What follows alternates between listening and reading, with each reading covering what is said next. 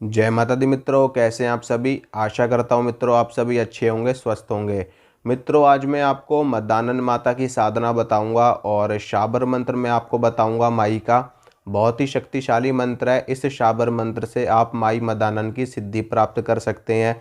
इससे पहले मैं आपको बता देता हूँ मदानन माई माता शीतला ही होती हैं। माता शीतला होती हैं, माता मसानी ही होती हैं।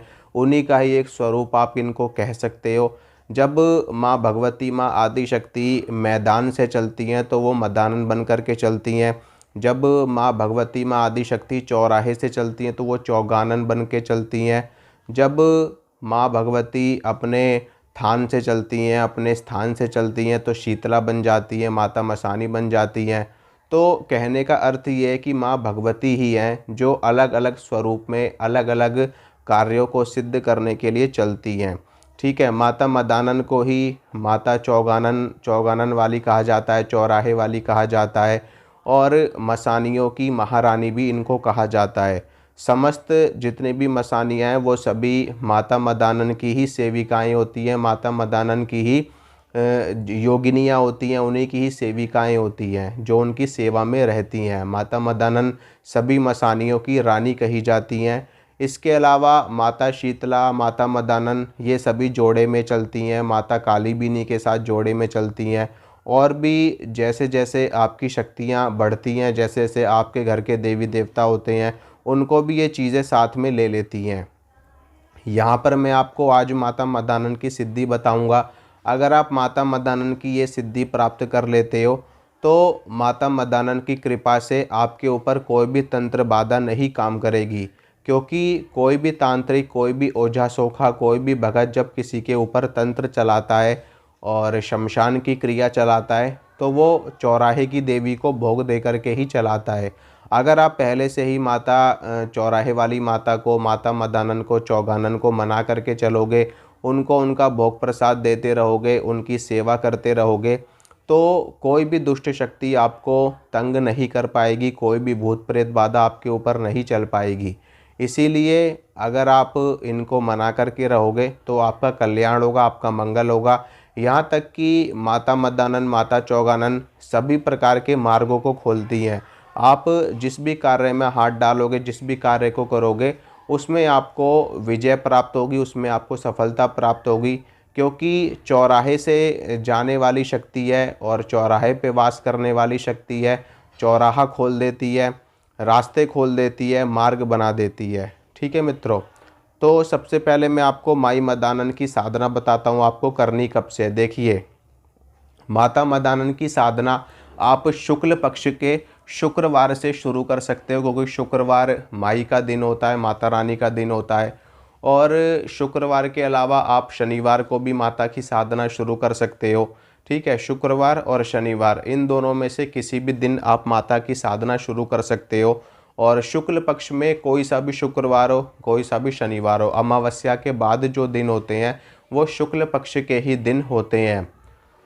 तो सबसे पहले आपको करना क्या है, देखिए, आपको एक लकड़ी की चौकी के ऊपर आपको लाल रंग का या फिर पीले रंग का वस्त्र बिछाना है।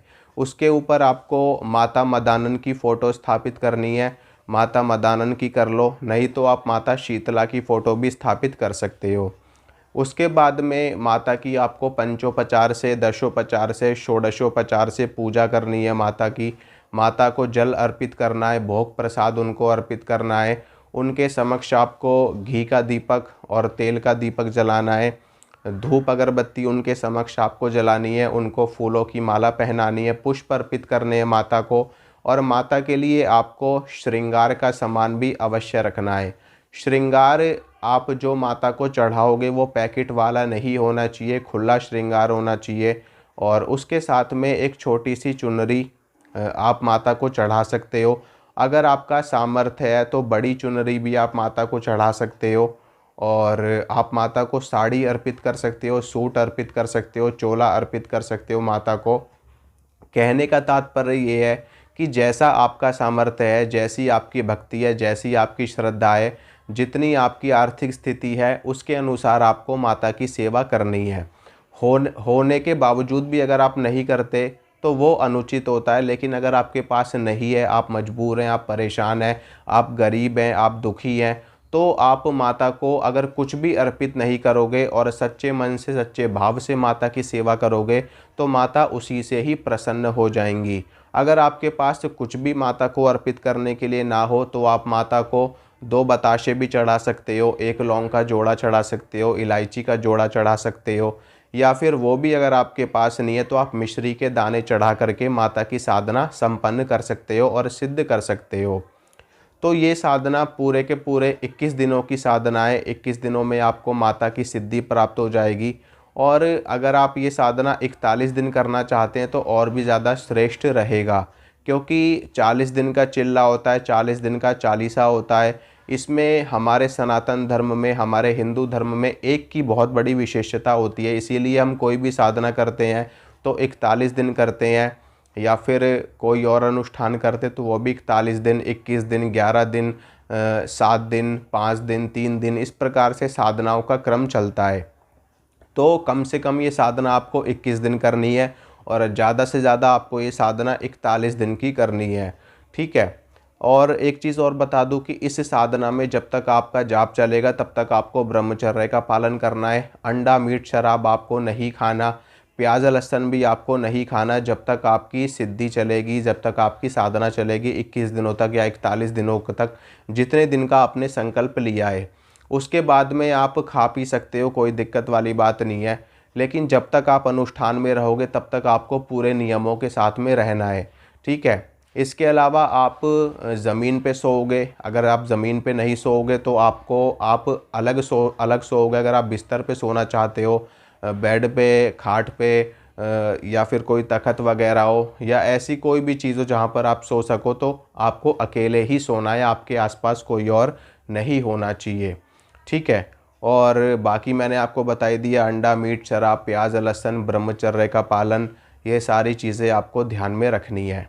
अब मैं आपको मंत्र बताता हूँ और मंत्र का जाप आपको कैसे करना है, कितनी माला करना है, वो भी मैं आपको बताऊँगा।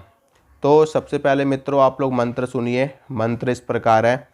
मदानन माई सत की सवाई, आओ माई करो भलाई, मेरा काज ना करो तो नागे गुरु की दुहाई, शब्द साचा पिंड कांचा, देखूं मदानन माई तेरे शब्द और कलाम का तमाशा, सतनाम आदेश गुरु को। ये माता का शाबर मंत्र है और इस मंत्र का जाप आपको रुद्राक्ष की माला पर करना है। कितनी माला जाप करोगे? कम से कम आपको 7 माला डेली की करनी है इस मंत्र की। ठीक है। 21 दिनों तक 7 माला करनी है या फिर 41 दिनों तक 7 माला करनी है। अगर आपके पास 21 दिनों का भी समय नहीं है तो आप 11 दिन भी ये साधना कर सकते हो। क्योंकि देखिए मित्रों, जितनी आप साधना करोगे, जितने दिनों तक आप संकल्प लोगे, उतनी ही शक्ति आपको प्राप्त होगी। अगर आप 11 दिन करोगे तो 11 दिनों के हिसाब से आपको शक्ति प्राप्त होगी। 21 दिन करोगे तो ज़्यादा शक्ति प्राप्त होगी। 41 दिन करोगे तो उससे भी ज़्यादा शक्ति आपको प्राप्त होगी। ठीक है। जितनी भक्ति, जितनी मेहनत, जितना कर्म, उतना ज़्यादा ही उसका प्रतिफल आपको प्राप्त होता है। अब मैं आपको बता रहा हूँ कि आपको रोज़ की 7 माला करनी है और जाप करने के बाद में अपना जाप माता को ही आपको अर्पित कर देना है। ओम गुह्याति गुह्य गोप्त्री त्वं गृहाणास्मत्कृतं जपम सिद्धिर्भवतु मे देवी त्वत्प्रसादात् महेश्वरी। इस प्रकार से बोल करके माता को अपना जप आपको अर्पित कर देना है और माता से सिद्धि की प्रार्थना करनी है, उनसे आशीर्वाद लेना है ताकि वो आपकी सारी मनोकामना पूरी करें, आपको रिद्धि सिद्धि प्रदान करें और आपके जीवन में जितनी भी बुराइयां हैं, जितनी भी नकारात्मकता है, सबका वो अंत कर दे, नष्ट कर दे। तो आशा करता हूँ मित्रों, जो जानकारी मैंने आपको दी है आपको अच्छी लगी होगी, आपको पसंद आई होगी। अगर मेरे द्वारा दी गई जानकारी आपको अच्छी लगती है तो वीडियो को लाइक करना, वीडियो को शेयर करना, चैनल को सब्सक्राइब करना। इसी तरह की जानकारी मैं आपको लगातार देता रहूँगा। मिलूँगा आपसे अगली वीडियो में। जय माता रानी।